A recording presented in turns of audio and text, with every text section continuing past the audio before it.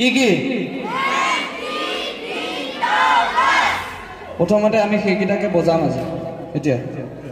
মই কৈ যাম মুখত লগে লগে তোমালোকে বজাই যাবা হ'বনে ৰেডি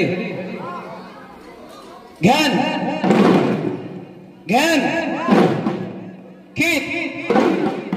ধিন ধিন দাও একেলগত কিয় হোৱা নাই জ্ঞান অটো ক'ব নালাগে এতিয়া মই কৈ গৈছো জ্ঞানৰ আগত অ ক'ব নালাগে জ্ঞান